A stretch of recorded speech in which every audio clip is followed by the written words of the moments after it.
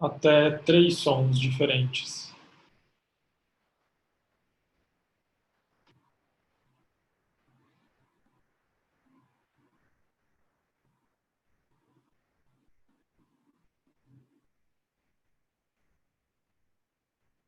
Quando tivermos identificado esses 3 sons, podemos então respirar profundamente 3 vezes, revigorando a atenção na nossa mente e colocando a atenção desta vez na inspiração e como a cada inspiração nós estamos infundindo nossas mentes com energia, clareza, luminosidade.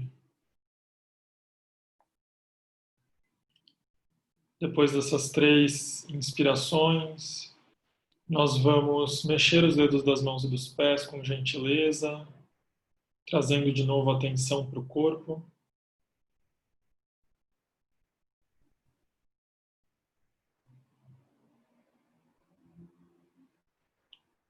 Vamos abrindo os olhos e aos poucos vamos deixando que o corpo faça o que ele pede.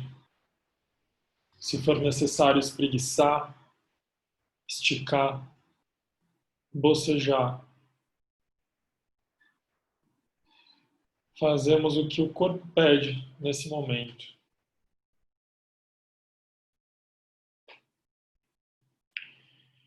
Sempre que nós concluímos a prática, fazemos votos de conservar as qualidades da mente que nós conseguimos. Então é muito importante que depois da prática a gente siga cultivando, né, essas qualidades como a tranquilidade, essa estabilidade e, é claro, observando que as nossas intenções e motivações para praticar sigam nos fortalecendo. Então, agora que nós voltamos para o encontro, eu gostaria de relembrar, retomar um pouco, né, o que a gente tem feito. Na semana passada, nós fomos então agraciados com as palavras da Karen, né, que veio nos falar um pouco sobre o aspecto da autocompaixão. Então, nós passamos 2 encontros falando sobre bondade amorosa e compaixão, e depois a Karen veio falar um pouco sobre a autocompaixão para a gente. No fim deste encontro, do encontro passado, eu passei uma tarefa para vocês, uma lição de casa, né? E era uma tarefa super simples, né? Que era de, bom, ela parece simples, mas quem fez com certeza percebeu que não é tão simples assim. Eu vou compartilhar a minha tela com vocês e nós vamos retomar esta atividade. Então, Lúcia, eu vou pedir para você tirar o mudo do seu celular ou do seu computador e que você me avise positivo caso vocês estejam conseguindo ver a minha tela, tá bom?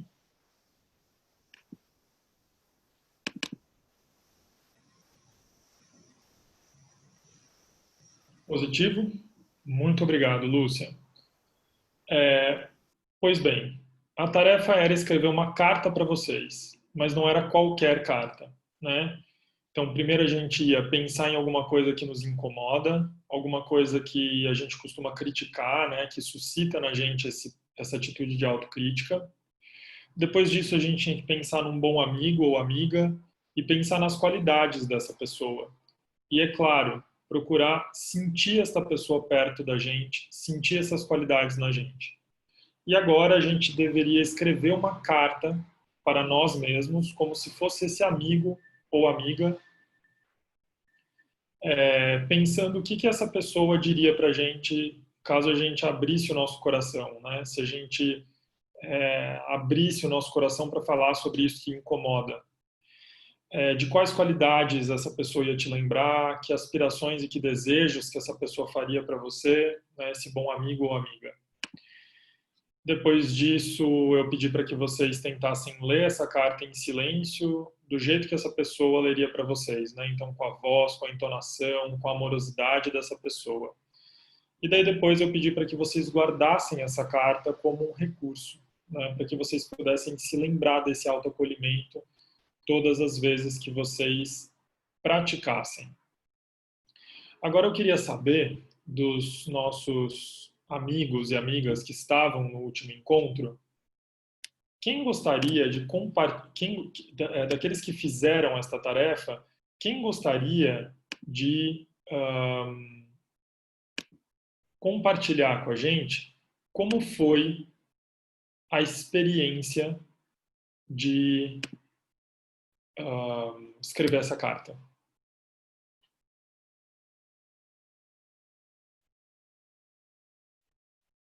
Algum voluntário ou voluntária?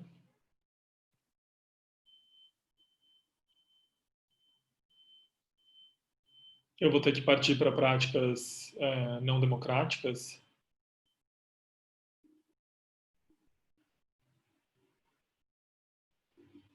Olha o perigo, hein, gente? Eu estou dando uma super chance para a gente manter a democracia nesse grupo. Eu não vou Vocês... participar porque eu não estava aqui.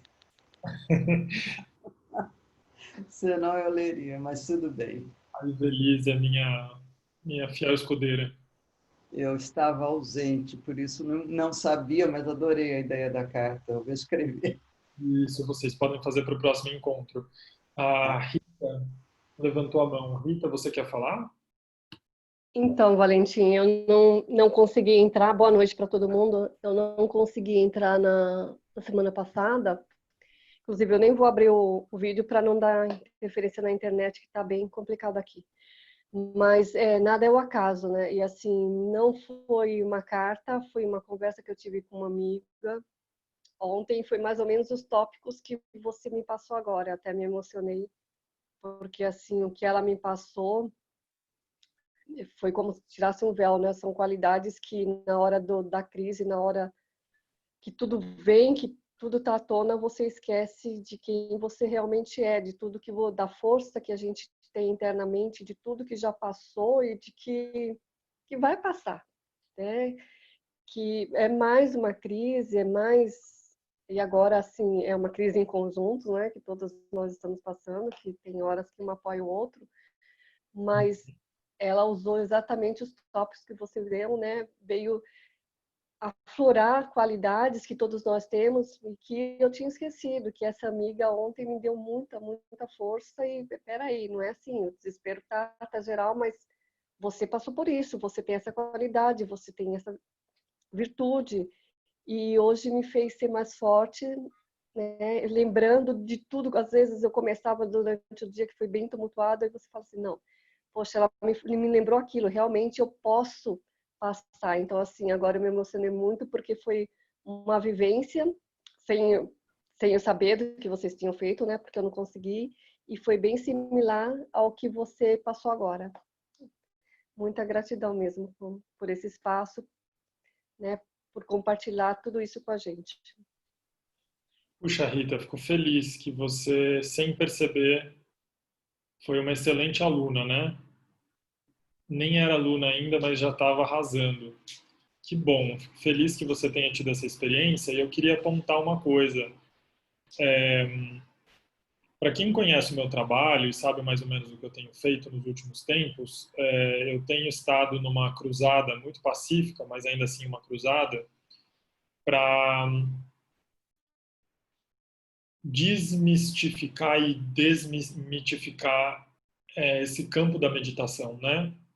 Porque infelizmente foi feito um grande desserviço, que eu considero um desserviço, na maneira como esse tema foi raptado, né? Ele foi sequestrado e acabou se tornando algo tão esotérico e que afasta tanto as pessoas. E nessa tentativa de aproximar as pessoas disso, todas as vezes que eu vou fazer palestras, né, e eu tenho algumas pessoas aqui que conhecem o meu trabalho, a Érica que está aqui hoje, fiquei feliz de ver a Érica aqui, a Karen, né, entre outros, sabem que quando eu falo de práticas contemplativas, eu costumo falar de tecnologias de convívio. E por que eu digo isso? Porque assim como você teve essa experiência com a tua amiga, e que foi uma experiência muito natural, orgânica e genuína, todas as práticas contemplativas, elas surgem como, na verdade, desdobramento da nossa natureza ela mesma, né? Então, elas não surgem como algo artificial, ou uma tentativa artificial de criar uma outra mente, senão uma consequência de uma mente que, né, de uma mente, um coração que busca o convívio harmonioso, né, que busca estar bem de alguma forma, estar bem em conjunto com os outros. Então, essas tecnologias de convívio, essas práticas contemplativas ancestrais, né, que estão amparadas nessas nossas culturas originais, elas estão no nosso coração. Então é por isso que essa conversa, por exemplo, com a sua amiga, ela reflete muitas dessas práticas. Quando a gente pensa, por exemplo, na cultura Zulu, né, ou Xhosa, que tem o tal do Ubuntu, né, ou Ubuntu, que é eu sou porque nós somos. Se a gente pensa naquelas práticas também de culturas, de práticas de matriz africana, como, por exemplo, quando uma pessoa comete um erro ou uma falha, ela é lembrada das qualidades dela, né? A gente começa a entender que existem formas originárias, né, de lidar com as aflições da nossa mente e que foram sendo destruídas e aos poucos eliminadas do nosso cardápio de tecnologias de convívio. E sobraram, infelizmente, poucos recursos às nossas mãos.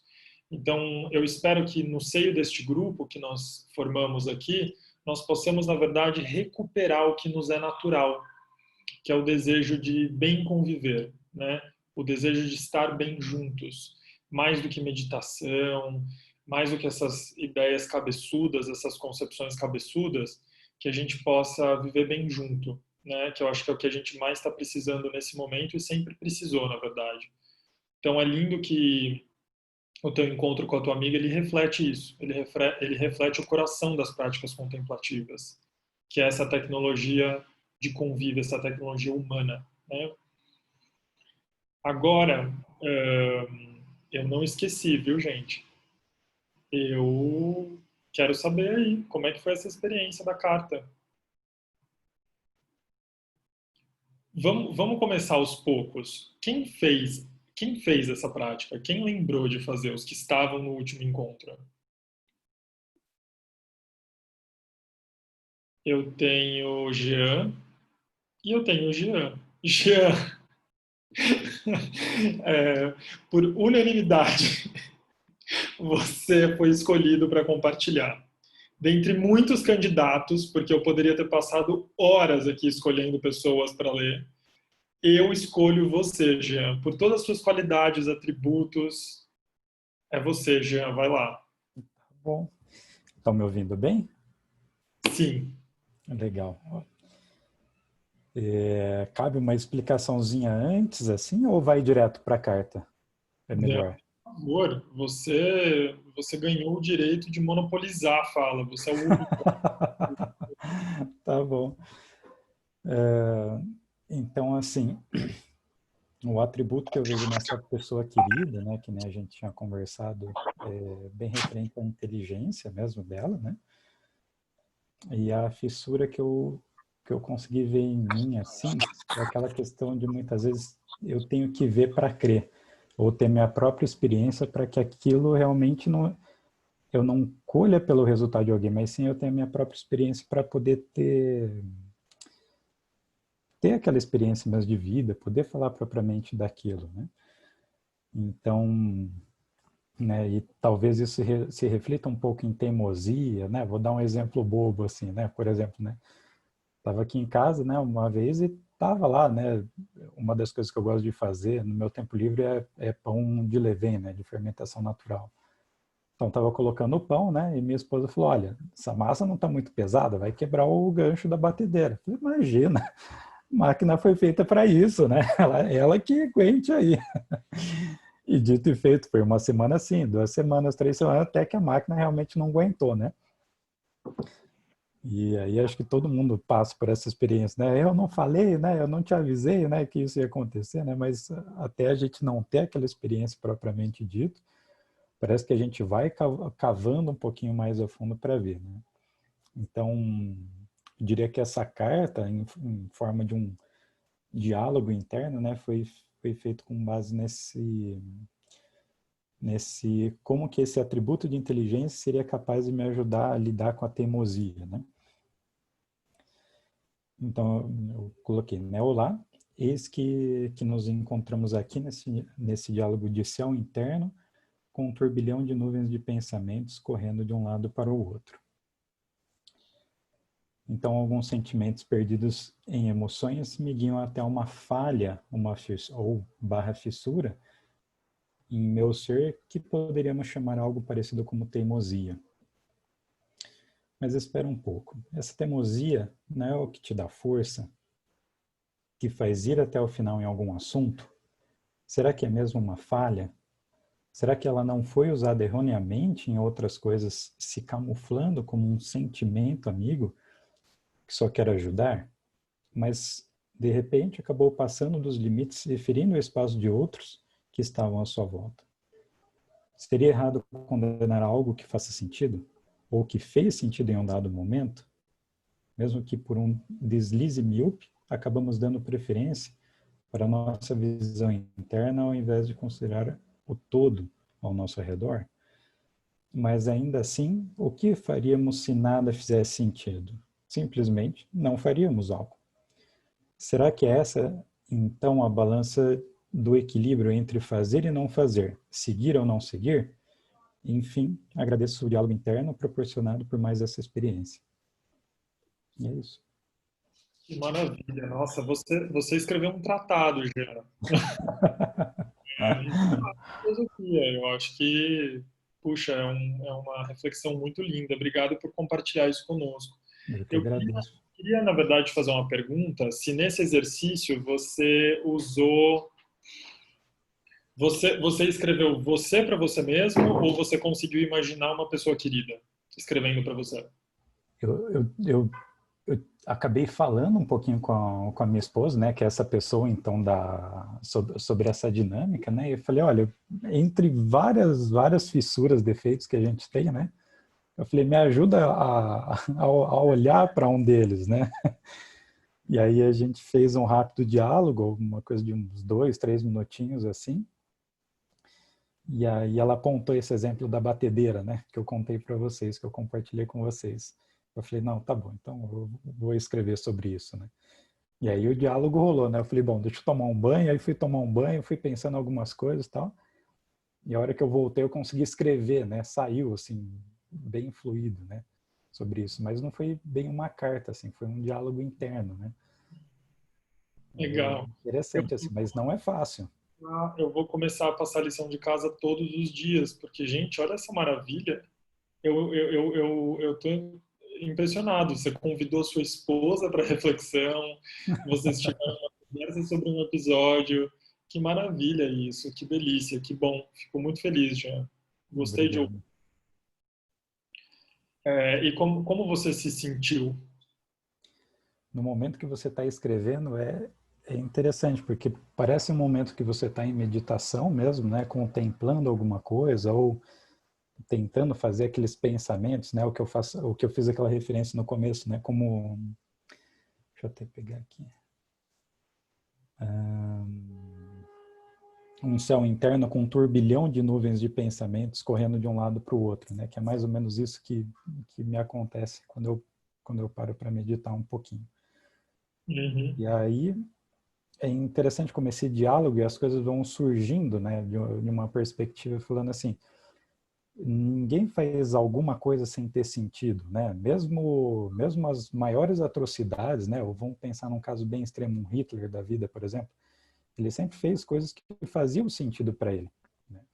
Ele, tudo bem, ele tinha aquela ignorância e tudo mais de olhar só num viés e eliminar os outros como se aquilo fosse mal, mas enfim, a causa ali que ele buscava, né, o atributo interno que ele estava buscando, ele estava muito certo daquela direção, né, e ignorando as outras coisas, os outros complementos, né. É muito difícil a gente acabar conseguir fazer uma visão final, né, tudo tem vários lados, né. A gente muitas vezes mescla uma visão míope que a gente tem em cima de algo e considera aquilo como, meu, é isso pro resto da vida, ou isso é assim, isso é imutável, né. E quando a gente para, reflete, olha ou conversa com alguém, mesmo que seja dentro desse diálogo interno, isso acaba modificando, né? Isso acaba, a gente vai vendo que fala assim, olha, eu não tinha olhado por esse outro lado, né? Então, o que efetivamente a gente está vendo, né? Qual direção efetivamente que a gente está vendo daquilo que a gente está construindo, né? Uhum. Então, acho que as práticas contemplativas têm ajudado bastante com isso. Corpo. O que você sentiu no seu corpo ao reler a carta que você escreveu para você? Quais foram as sensações no corpo? Uma sensação, acho que de alívio por ver que, assim, não é necessariamente uma fissura, né? Ela acaba sendo uma... A gente sabe que todo mundo erra, né? Todo mundo tem as fissuras, mas isso não pode ser usado como uma desculpa, né? E acho que no corpo, acho que é isso, um alívio, assim, ao mesmo tempo que a gente sabe que a gente é humano, que a gente falha, que a gente está tentando melhorar, a gente vê que a gente não está errando simplesmente por errar ou por querer fazer mal para alguém, né? Simplesmente foi uma ignorância, né? A gente não conseguiu ver os outros atributos ali. É interessante porque quando você fala alívio, você está falando de um estado mental, né, para descrever uma sensação física. Uhum. E é muito comum isso, né, porque a gente está numa sociedade super, hiper, ultra, mega, master cartesiana, né, super da razão. Então, é muito comum que nós, principalmente nós adultos, eu não sei se eu me considero um adulto, mas vocês adultos, é muito possível que vocês adultos levem tudo você, né, é levado para a mente, né, para o âmbito da mente. Então, o que você sente no seu corpo? Ah, eu me sinto aliviado. O que você sente no seu corpo? Ah, eu me sinto bem. E é impressionante como a gente vai perdendo, na verdade, a gente perde o processo de letramento corporal conforme a gente vai amadurecendo.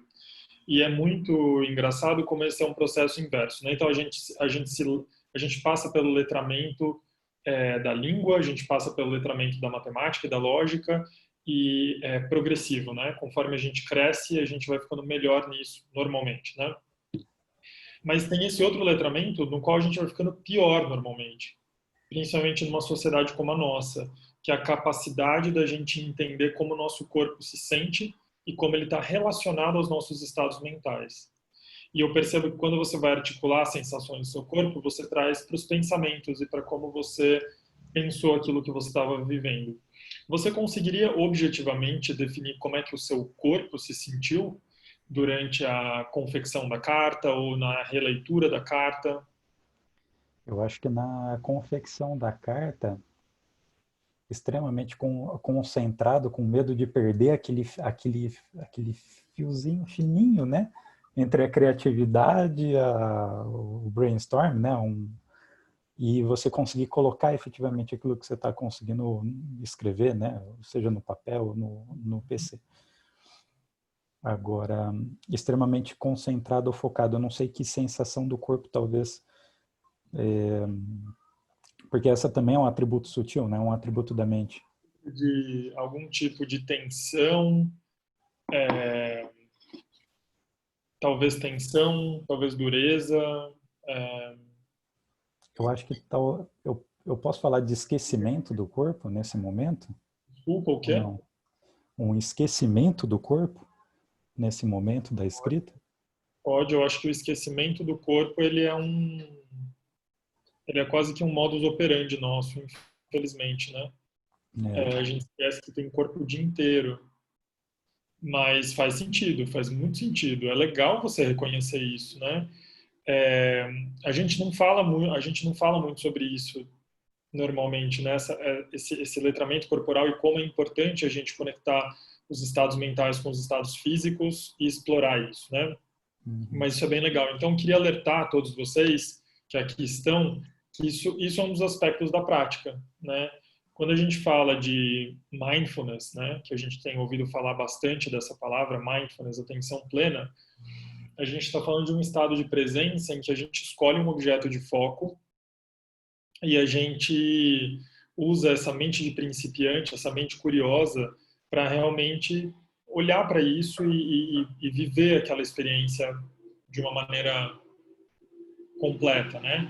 Então, é legal quando vocês escolherem fazer a prática que vocês possam estar atentos, né, às sensações físicas também. Né? Como que está o meu coração agora? Como está a minha respiração agora? Como que esse estado mental, talvez um estado de embotamento, um estado de excitação, como que isso repercute no meu corpo? Né? Não só como que isso aparece no campo da mente, né? Isso é um exercício bem bacana. Alguém gostaria de falar alguma coisa sobre o que o Jean acabou de compartilhar?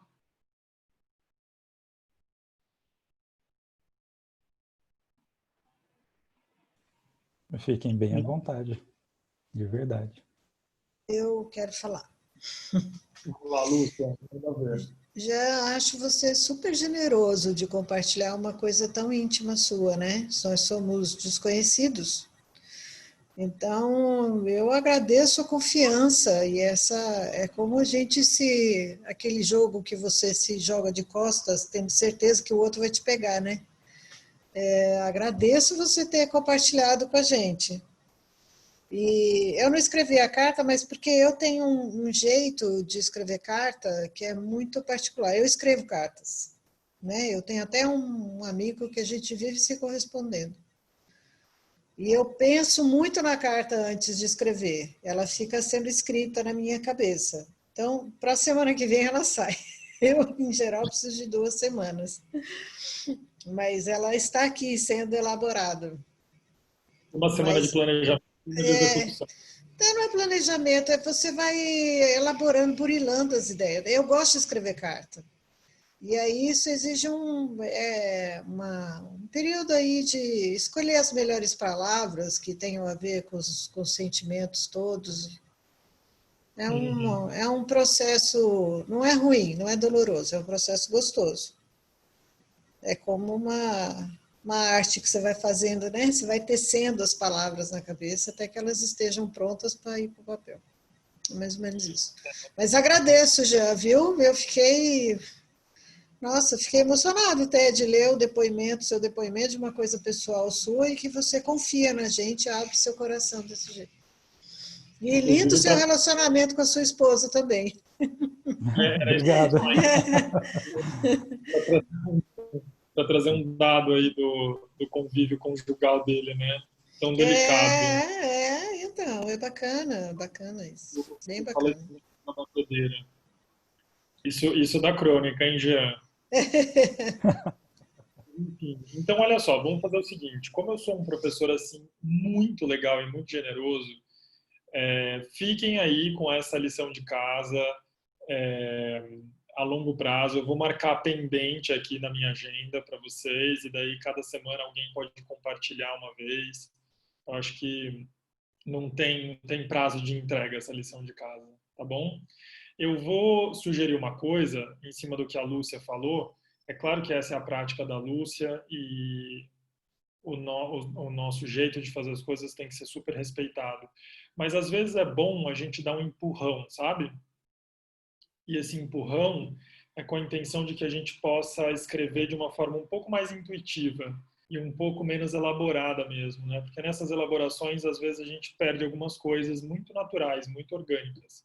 Então, se vocês, às vezes, se sentirem um pouco inseguros para fazer o exercício, não sentem inspirados, às vezes esse é o momento e vão sair coisas importantes daí. Então, é uma dica para vocês. Muito bem. Hoje, bom, a gente tem falado então sobre esse ninho da meditação, né? Como tecer o ninho da meditação. A gente falou sobre uma série de aspectos fundamentais para começar a meditar, estabelecimento do relaxamento, a gente falou sobre as intenções, a gente falou sobre compaixão e generosidade, né? A bondade amorosa e a compaixão, na verdade. E daí, depois a gente entrou para autocompaixão com a Karen, né? No último encontro. Hoje, eu queria falar um pouco sobre um aspecto bastante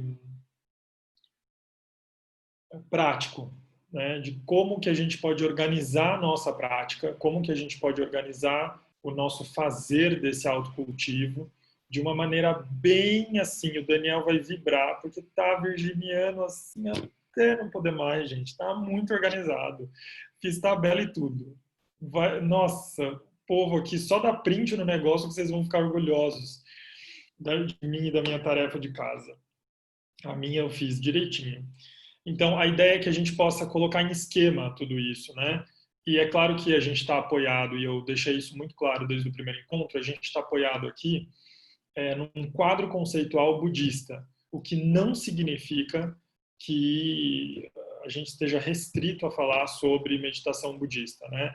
É muito importante que a gente deixe claro de onde a gente está vindo, mas é como a gente fala lá no Siddhartha, né? No instituto onde eu trabalho. A gente tem que ter sempre piso baixo e teto alto, né? Então, o nosso piso baixo é saber de onde a gente vem. E a gente está vindo de um quadro conceitual budista, mas o teto tem que ser alto. E a gente tem que acolher todo tipo de experiência e manifestação que surgir, claro, se a gente puder discutir e conversar sobre essas ideias. Então, eu vou, de novo, pedir ajuda da Lúcia. Me avisa se está tudo certo com o compartilhamento. Tá bom, Lúcia?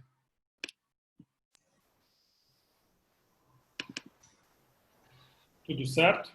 Certíssimo. Então, perfeito. Então, vamos lá. Tá muito pequeno? Não, tá bom. Tá A bom? única coisa é que a tela com as pessoas está em cima do texto. Eu não sei como é que eu faço para tirar. Pronto, já deu, já acertei. Tá dando para ver perfeitamente. Beleza, então vamos Tá lá. ótimo. Vocês interrompam a qualquer momento, tá bom? Depois você vai passar isso para nós? Eu não sei, eu só vou passar para quem fizer a lição de casa.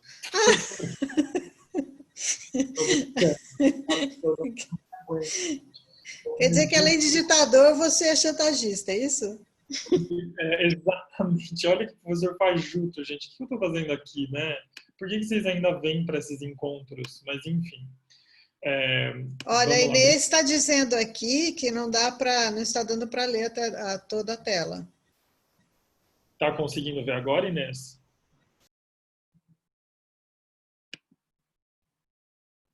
Consegue ver?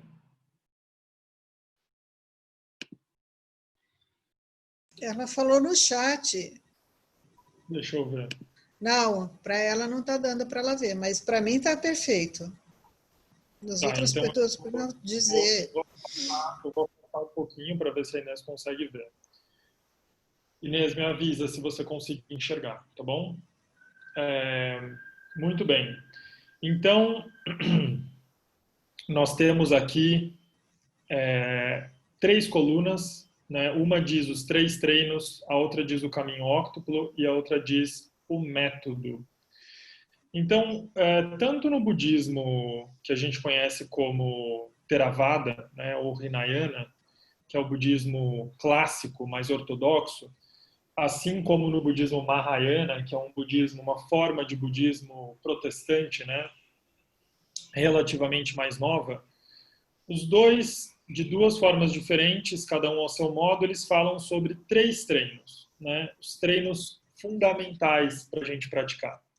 Esses treinos, eles são colocados como moralidade, concentração e sabedoria, ou, no caso da tradição Theravada, virtude, mente e sabedoria, né?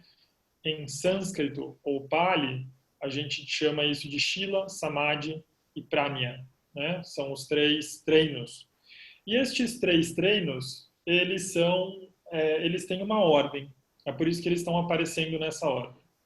O primeiro treino, que seria Shila, que seria moralidade ou virtude, ele é um treino que está bastante baseado nos 5 preceitos que vocês estão vendo ali no método, né? A moralidade, ela é considerada fundamental para que a nossa mente consiga atingir um estado de concentração. Se eu não consigo seguir uma conduta moral mínima, é muito difícil que eu consiga me sentir livre, né, de culpa, remorso ou arrependimento, e por isso eu não vou ter uma mente estável, né? Por mais que eu tenha uma mente afiada, é como se fosse um microscópio super potente em cima de uma mesa bamba. E daí qualquer coisa que eu coloco na lâmina desse microscópio não adianta, né? Porque com a mesa bamba ele não vai conseguir fazer um bom trabalho de investigação. Então, é como se a virtude, a moralidade, fosse a forma de deixar essa mesa estável, consertar as pernas da mesa. Vejam bem, nós não chegamos ainda no microscópio, estamos na mesa, estamos preparando essa cama, né? E daí, quando a gente olha para o caminho óctuplo, né, que é essa prática em 8 aspectos, né, que no budismo a gente conhece como caminho óctuplo, a gente está falando de fala correta, ação correta e meio de vida correto. Então, a gente está falando de ter, no caso, evitar uma fala que seja danosa ou que machuque a nós mesmos ou outras pessoas, uma ação que também não seja violenta, também não seja danosa e que não nos machuque ou a outros, e um meio de vida, ou seja, a forma como, né, a minha forma de subsistência também deve carregar essa ética e essa moral, né, deve ser correta. No método, esses 5 preceitos que a gente está vendo, eles são também práticas encontradas nos textos budistas clássicos, né? Esses 5 preceitos, muitas vezes, eles são lidos muito parecido com os mandamentos, né? Com os 10 mandamentos. Então, por exemplo, não matar, não roubar, né? Não ter conduta sexual imprópria. Eu sempre gosto de lembrar as pessoas que a prática de moralidade ou de virtude no budismo, elas são, na verdade, recomendações, né? E daí eu quero olhar como é que a tradução fiel do Pali ou do sânscrito fica em português. Vejam bem como se lê. Eu vou até marcar para enfatizar. Eu tomo o preceito de abster-me de matar seres vivos, tomar o que não me foi dado, ter comportamento sexual impróprio, usar linguagem incorreta ou vinho, álcool e outros embriagantes que causam a negligência. Por que eu destaco esta primeira frase? Veja que ela tem essa construção, ela tem aí claramente a pessoa, né, o sujeito que está tomando o preceito. Eu. Então tem uma pessoa que está tomando a decisão de aceitar este preceito. Depois tem o verbo, né, eu tomo. Então é a ação ativa de aceitar, né, ou de refugiar-se neste preceito, nesta conduta. E depois vem uma coisa muito importante, que é o abster-me, né? É muito diferente de dizer não matar. Vocês percebem a diferença? Quando eu digo não matar, né, eu não tenho aí um sujeito, eu também não tenho alguém dizendo que aceita, né, ou que concorda com uma conduta. E também eu tenho aí uma afirmação moral muito forte de que eu não vou fazer isso. Mas eu não sei se eu não vou fazer isso. Eu não sei se eu serei capaz de realmente aderir 100% a essa conduta. Então, o abster-se aqui é realmente esse voto de que eu possa me afastar dessa conduta, mas sempre sabendo que existem situações e situações, né, que podem me levar a recorrer em alguma conduta que não seja correta de acordo com esses 5 preceitos. Esse aspecto da virtude, da moral, ele é, como eu disse, uma preparação para o aspecto da mente ou da concentração, né, que seria a samadhi. Samadhi está ligado a esses 3 aspectos, né, do caminho óctuplo, né, que seria o esforço correto, a atenção plena correta e a concentração correta. Então aqui nós temos no método a sustentação do que a gente chama de 4 jhanas ou dhyanas, né, que são estados meditativos. O primeiro deles é o estado de êxtase espiritual, o segundo é o estado de êxtase e felicidade não sensual, sem pensamento discursivo. O terceiro seria o estado de equanimidade, não apego afetivo. E o quarto, que não é o último, né, o último desta sequência, é a atenção plena e equanimidade, onde não há prazer e nem dor. Né? Então, a gente não mora mais, por conta da equanimidade, a gente não mora mais na dualidade. Né? Não há essa noção de prazer ou dor. E por último, então, nós temos a prática de prânia, né, de sabedoria. E essa prática ela está amparada na visão correta, né, na visão e na compreensão correta, né, que faltou aí. Então,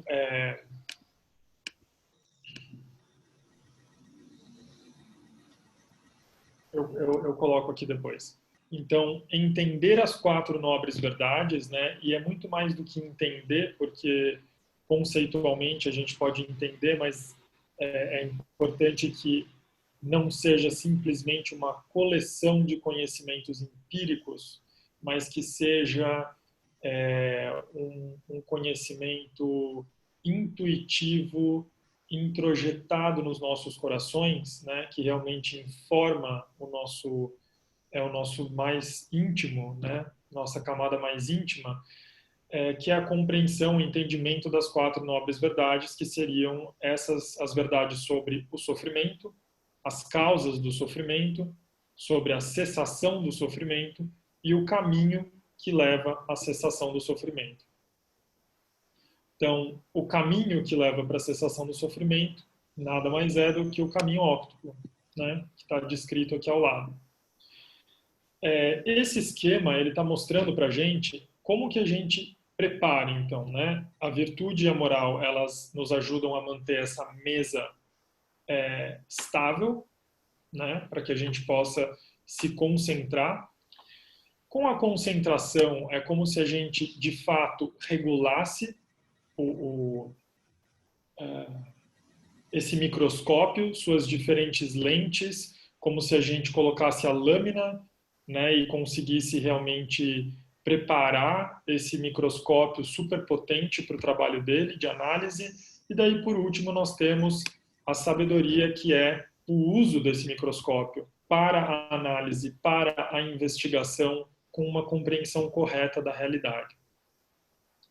A gente tem aqui, então, as etapas, né, que a gente passa, e como todas elas são importantes. Né? Quando o budismo e estas práticas elas vêm para o Ocidente, elas vêm num contexto muito interessante, né?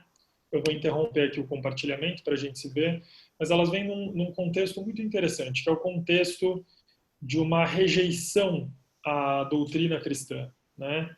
Então, nós tivemos aí vários grandes mestres, né, das filosofias orientais, diferentes segmentos, né, de diferentes escolas de pensamento que saem da Ásia por diversos motivos, por perseguição, né, por exemplo, no caso do Tibete, né, quando o Tibete foi invadido pela China comunista, pela China continental,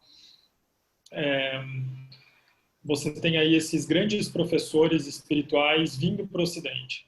E eles se encontram com o movimento hippie, né, que é um movimento que estava procurando uma alternativa para esse estilo de vida materialista, né? Então, houve aí um encontro, quase como se a gente pudesse dizer que teve um encontro da fome com a vontade de comer, né? Professores fugindo e ávidos por ensinar, e também pessoas ávidas por aprender algo diferente. E nesse encontro, muitas coisas floresceram, mas muitas coisas se perderam. E a gente pode assistir alguns documentários, inclusive que estão aí no Netflix, né? Que mostram pra gente muitas coisas que se perderam. E o aspecto da moralidade é um dos aspectos que se perdeu. Por que será que ele se perdeu? Eu não tenho nenhuma pretensão aqui de fazer uma análise científica, sei lá, sociológica do que aconteceu, mas a gente pode destacar alguns pontos. É claro que essas pessoas, elas estavam rejeitando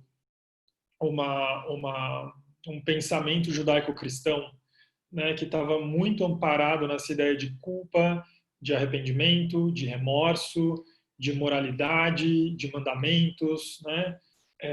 Então, ao rejeitar essa ideia, é claro que eles encontram nas tradições orientais a oportunidade de dar vazão para uma série de coisas que naquele momento faziam sentido para eles, né?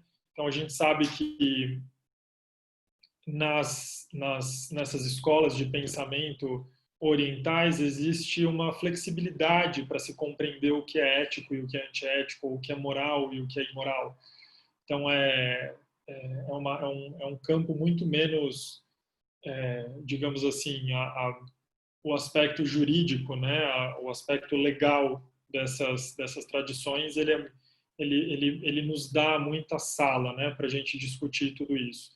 Então, nesse vácuo de uma moralidade dura, de uma moralidade muito rígida, a gente acabou jogando o bebê junto com a água, né? E daí a gente partiu para um extremo, que é o extremo da gente não querer discutir moralidade, né?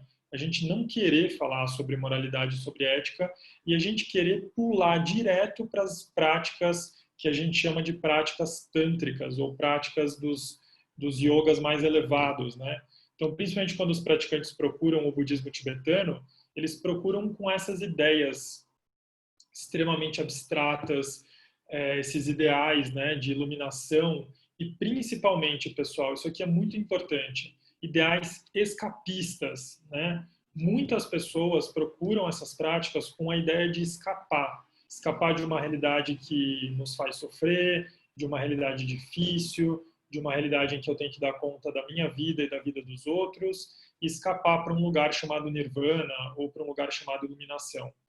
Mas é super importante entender que antes da gente fazer esse último grande escape, a gente tem muita coisa para fazer, né? Então, discutir, conversar sobre esse aspecto moral e ético é super importante. Então, quando eu trago essas 3 práticas, eu estou tentando lembrar vocês de que é claro que é super importante a gente falar sobre essas ideias tão bonitas e tão inspiradoras como compaixão, bondade amorosa, autocompaixão. Mas a gente também tem que lembrar se a gente está comendo arroz e feijão, né? Se a gente está se permitindo dar conta das práticas mais simples, né? Que são, por exemplo, essas práticas de uma moralidade, de uma ética básica, né? Se eu consigo, por exemplo, preservar, promover e dar valor à vida, né? Se eu consigo respeitar a propriedade dos outros, seja um objeto, seja o corpo, seja inclusive as ideias, né? Se eu sou capaz de conduzir a minha vida afetiva de uma forma que não machuque a mim mesmo e aos outros, se eu sou capaz de dar valor aos meus estados de lucidez e consciência, né, de forma que eu também não me machuque, não machuque os outros. Então, essas ideias que são muito mais mundanas e nos parecem muito bobas, talvez quase descartáveis, elas são, na verdade, o verdadeiro princípio da prática, né? Shila, a moralidade e a virtude são o princípio da prática. São muito importantes, né? É por isso que o Gandhi, eu sei que Gandhi é uma figura controversa, né? Existem aí várias coisas que a gente pode questionar sobre a figura do Gandhi, mas o Gandhi ele falava muito sobre como não se pode separar a conduta ou o comportamento profissional de um líder, né, de um governante, da forma como ele conduz a vida pessoal, né? E a gente fez muito isso aqui, né? A gente aceitou isso, a gente aceitou que, poxa, ele é um excelente profissional, né? Ah, ele roubou alguns milhões, mas ele é um excelente profissional. Ele maltrata, ele abusa, né, das pessoas no ambiente de trabalho, mas ele é um excelente profissional, ele produz, né? Ah, ele não é capaz de seguir absolutamente nenhum código de ética da empresa, mas ele é um bom profissional, né? E daí a gente tem aqueles exemplos, né, que alguns anos atrás, eu não sei quanto tempo atrás, aquelas atrizes de Hollywood começaram a tomar coragem para denunciar os diretores de cinema, né, aqueles cineastas que durante décadas se utilizaram, né, do seu lugar de poder no mercado cinematográfico para abusar dessas pessoas, né? Escândalos gravíssimos, né? Envolvendo inclusive cenas de filmes, né, onde os atores levaram a cabo aí situações de estupro, de violência sexual, com instruções desses cineastas, né? E eles foram protegidos por muitos sob a égide dessa pretensa competência, técnica, né? Então, eles são gênios. Então, por eles serem gênios, eles têm o direito, eles têm a passabilidade para machucar outras pessoas.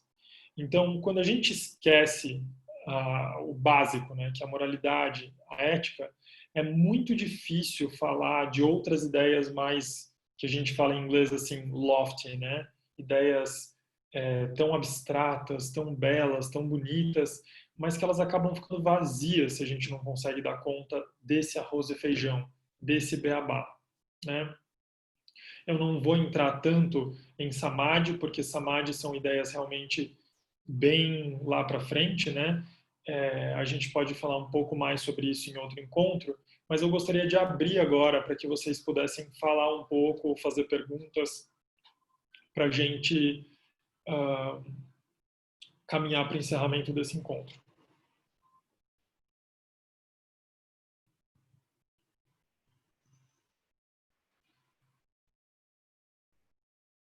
Se vocês não tiverem perguntas específicas, eu vou direcionar algumas perguntas. Ô, Valentim, eu tenho uma pergunta. Vamos lá, Lúcia. Caminho óctuplo, são 8, né? Então, Eu li lá 7. isso é porque Está faltando um?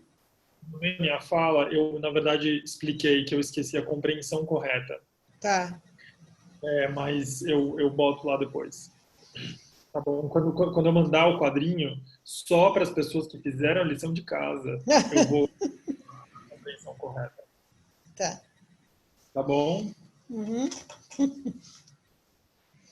Se ninguém tiver uma pergunta, eu vou fazer perguntas dirigidas.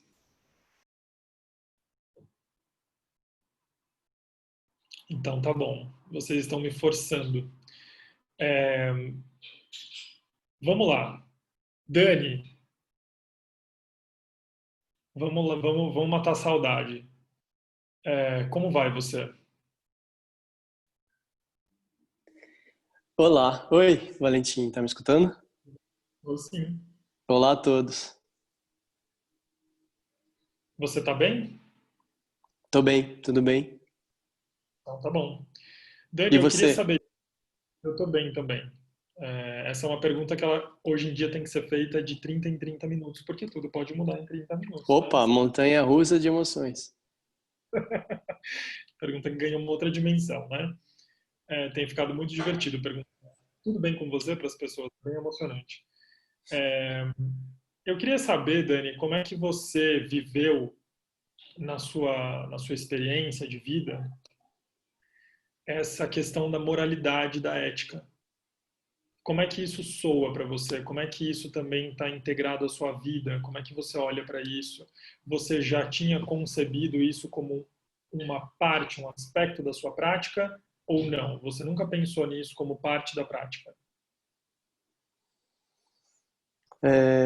Essa sua fala antes, explicando um pouco como que a filosofia oriental chega no Ocidente e como que ela é interpretada e lida, e muitos desses aspectos são deixados de fora, foi importantíssimo, porque, na verdade, acho que tive contato anteriormente com algumas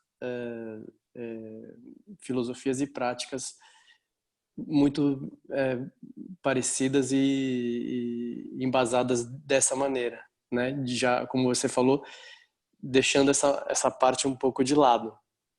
Então,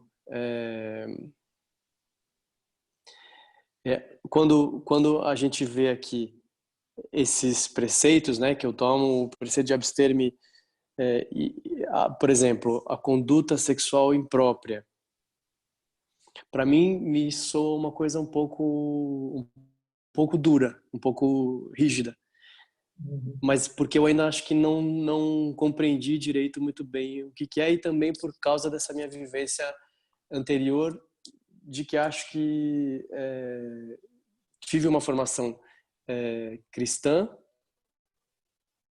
católica, tal, pecado, culpa, tal. Depois encontrei essa outra filosofia que é um pouco, vamos dizer assim, que acho que você falou muito bem, ela tem um espaço para se discutir isso de um jeito mais amplo e mais livre, né? Só que realmente, examinando agora, acho que tem muito equívoco mesmo, muito confusão. E então me soou uma coisa nova, uma leitura nova, essa coisa da virtude e da moralidade. Mas confesso que para mim ainda é uma coisa que está ainda dentro de mim, conversando, né? Fica uma espécie de um diálogo interno, assim, ué, mas como assim, conduta sexual imprópria? Mas o que será que é uma conduta sexual imprópria? Uhum, uhum. Dani, O essa que dúvida... que é próprio para mim, o que é próprio para você, esse tipo de coisa. Essa dúvida sua não é só sua, ela é provavelmente de todos os grandes estudiosos dos textos budistas, né? Não existe uma definição. É impossível aferir, assim, dizer assim, olha, isto é conduta sexual imprópria, por exemplo, né? Até mesmo no preceito do não, enfim, abster-se de vinho, álcool e substâncias. Isso, a última. Até ali tem muito campo de discussão. Na verdade, tem um campo para discutir todas elas, né? Se eu chantagear uma pessoa, eu estou roubando?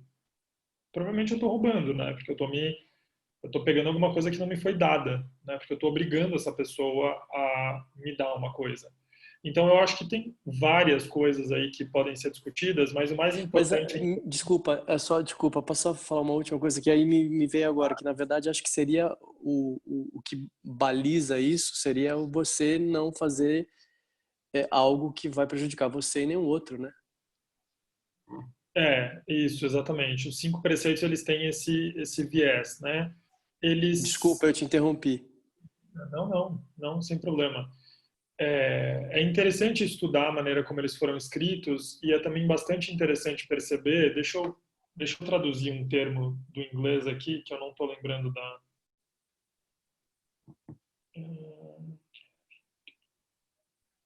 Ok.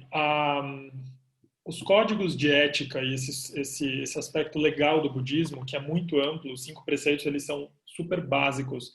Existem vários outros, né? O Pratimoksha, que é um livro de conduta moral, principalmente para os monges e para as monjas, ele foi todo construído com embargos. Então é como se ele fosse um livro de emendas constitucionais, Certo. saca? Então eles tinham lá. Imagina assim, ó, imagina que um dia eu abro o Zoom aqui para vocês, daí eu falo assim, gente, vocês estão afim de pegar as mochilinhas e sair comigo numa viagem muito louca por aí? Daí vocês falam, eu acho que sim, acho que rola. Então cata as mochilinhas, vamos encontrar lá no Jabaquara daqui 2 horas e a gente sai andando.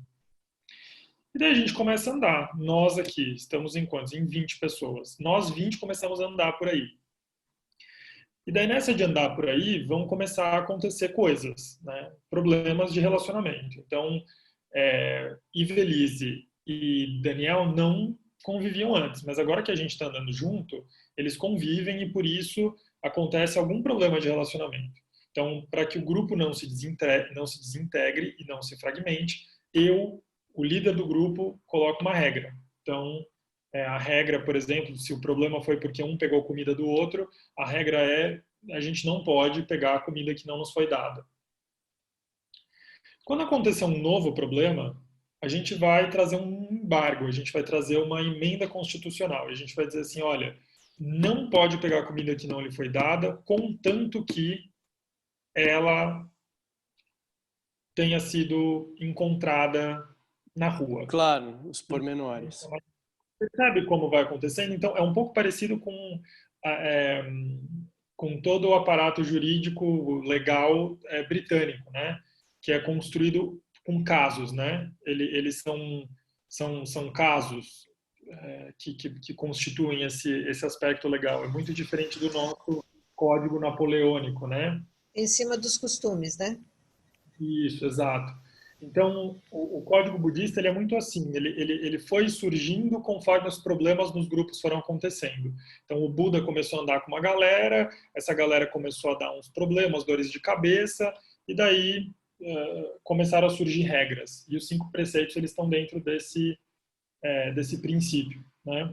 Então, a dúvida sobre o que cada preceito fala é normal, né? A gente precisa interpretar. Eu acho que a riqueza de tudo isso é entender como é que esses preceitos podem ser instrumento e veículo para a minha concentração. Então, na vida do Daniel, como que estes preceitos podem te ajudar? Nossa, mas aí muda tudo, claro. Né? Então, Já. Né? Então, é um pouco essa a ideia. Mas tem um filme, eu não sei se você já assistiu, é um documentário que está no Netflix, que é um documentário sobre uma ativista transexual LGBT, a Marsha. Não, nunca vi. É um filme muito bonito mesmo, vale muito a pena assistir. Eu não sei se o nome é o nome dela mesmo, do documentário, mas é uma ativista que foi morta, enfim, aí um tempo atrás, e era uma grande defensora dos direitos LGBT e tudo mais. E nesse documentário, por que eu estou mencionando esse documentário? Tem uma parte que me chamou muito a atenção. Eu nem sei quem é esse homem que fala, porque ele fala muito rápido, mas ele fala mais ou menos no começo do documentário. Ele é um senhor oriental, barbudo, com cabelo comprido, que ele diz assim: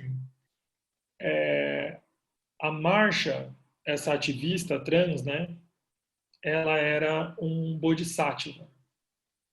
E no budismo, bodhisattva é um ser iluminado. Olha só, a Dominique, maravilhosa, já mandou aqui. A Morte e Vida de Marsha P. Johnson. Então vocês já têm aí a referência para procurar no Netflix.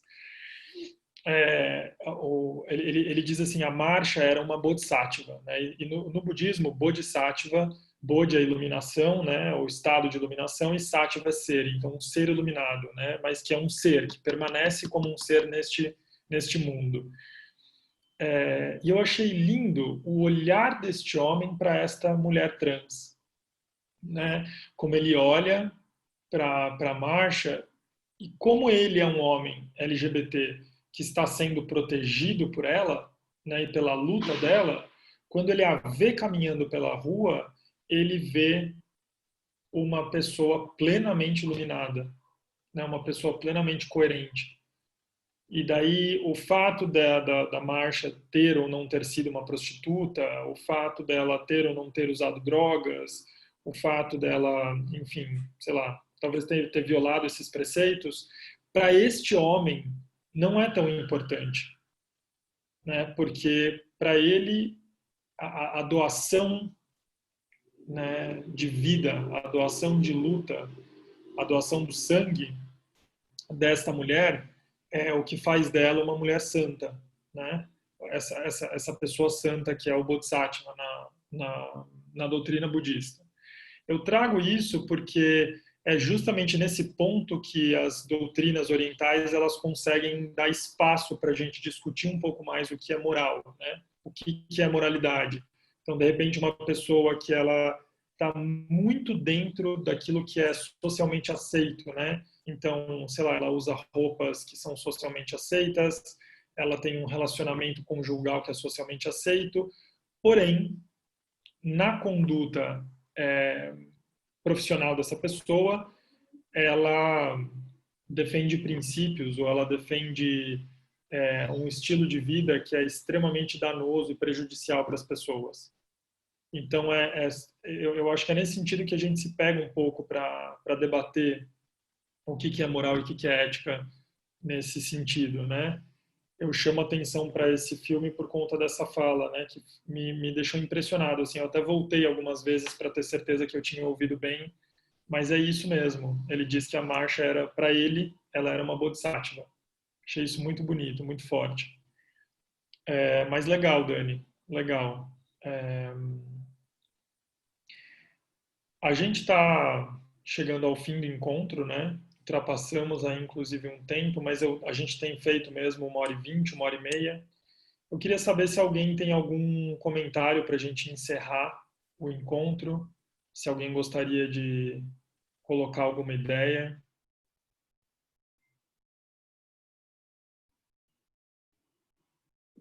Eu acho que eu vou falar porque tem muito a ver com a fala que começou, que é essa coisa da viver uma experiência sem conhecer tudo isso antes, né? Mas de alguma forma viver isso.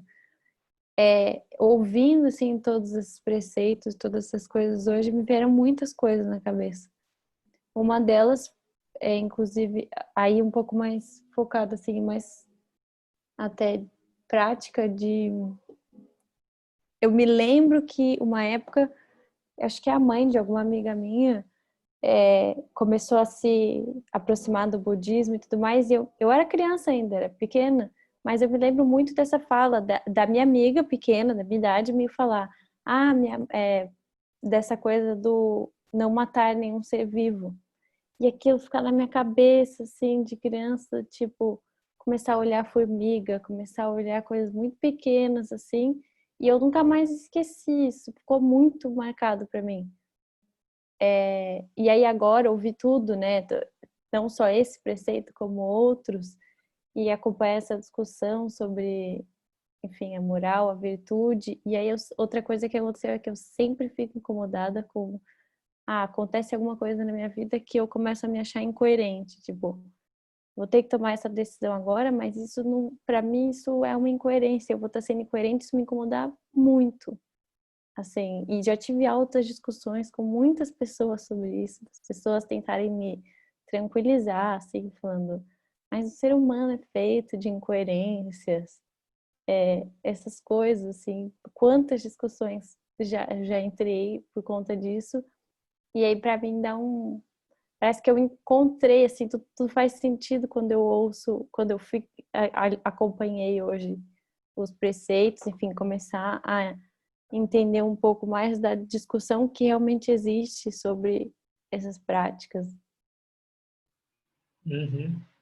Puxa, que legal esse relato, né, Dominique, de como é bonito que você, quando você fala dessa sua experiência com a mãe da sua amiga, ou amiga da sua mãe, é isso?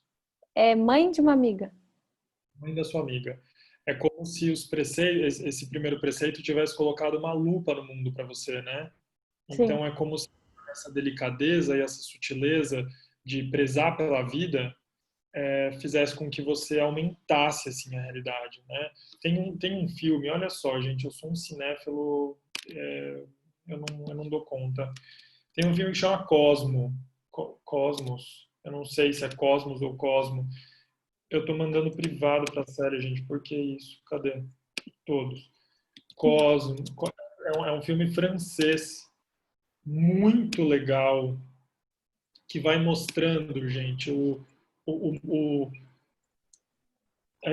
acho que foi a primeira câmera de alta potência, assim, com uma capacidade absurda de pegar o micro, sabe? Não, aí chama microcosmos.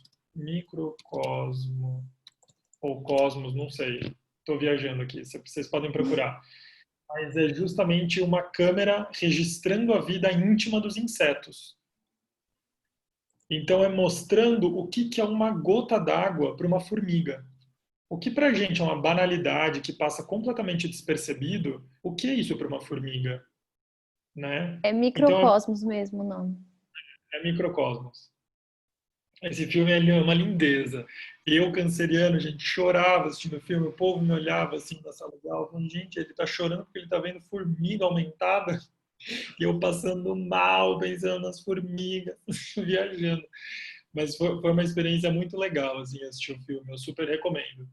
De qualquer forma, tem uma outra coisa que você traz, Dominique, que é bem interessante.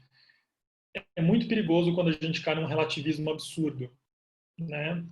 Quando a gente diz assim, não, tudo pode ser relativizado. E a gente está vivendo uma época perigosa disso, né? Muito perigosa. em que tudo é relativo, não, os meios justificam os fins, e essa promiscuidade ética com a qual a gente está flertando o tempo inteiro, não, a gente consegue, não, peraí, umas falas conciliadoras, e daí de repente está tudo bem de novo. E não é assim, né? Como você está dizendo, é possível ser coerente, é possível encontrar uma forma de colocar as coisas no lugar. Não dá para a gente dizer que é tudo a mesma coisa, né? Não dá para dizer assim, não, mas é relativo, porque, sei lá, o Jean trouxe a figura do Hitler, né? O Hitler tinha a razão dele, né? Não, peraí. É claro que o Hitler tinha a razão dele, mas a gente nunca pode perder o pé de uma humanidade mínima, né? É como eu digo, assim, eu sou capaz de discutir qualquer coisa se for dos direitos humanos para cima, né? Dos direitos humanos para baixo não dá para discutir, né? A gente não conversa dali para baixo. E olha que discutir direitos humanos já é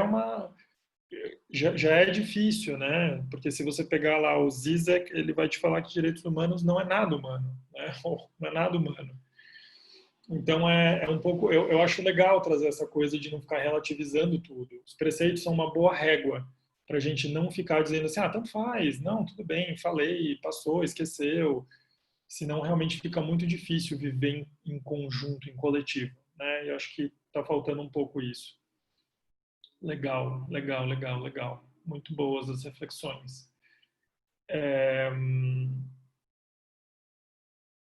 Mais alguma coisa? Vocês têm 30 segundos. Antes que a carruagem vire abóbora.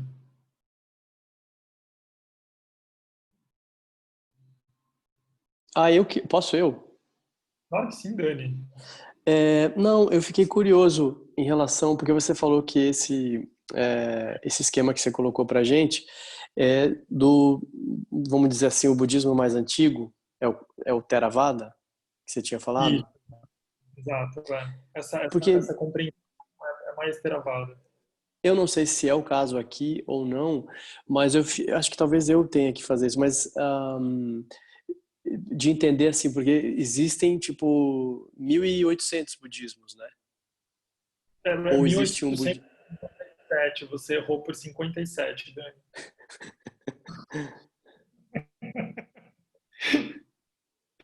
Existem muitas escolas, existem muitas vertentes, sim. Tá. E esse aqui seria vamos dizer assim, o clássico, como você tinha falado.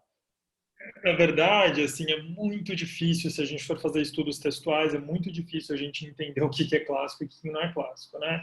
A gente tem muito pouco registro, né? Porque houve aí mais ou menos no ano 1000, houve uma destruição dos textos por parte dos muçulmanos, né? Quando invadiram a Índia. Uhum.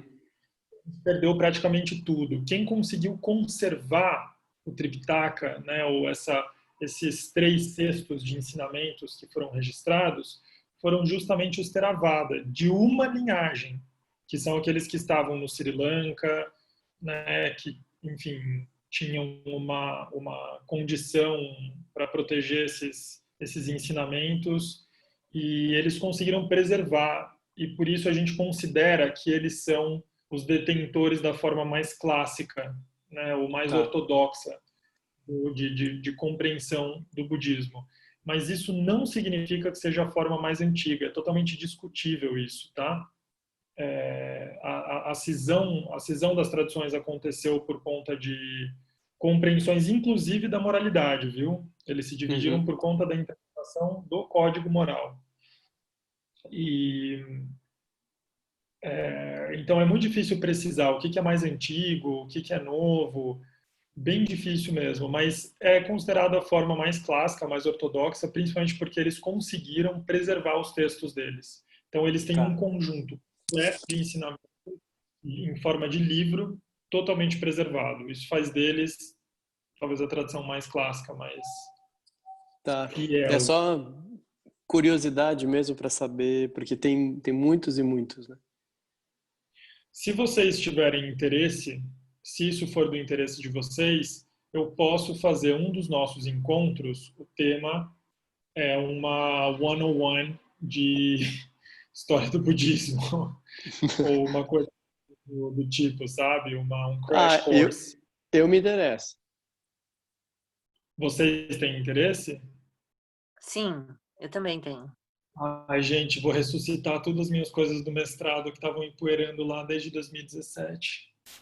Mas, bom, vamos então. Então, o próximo encontro, vamos deixar combinado. O próximo encontro a gente vai falar um pouco de história do budismo, até para a gente poder entender de onde essas ideias vêm, né? Beleza?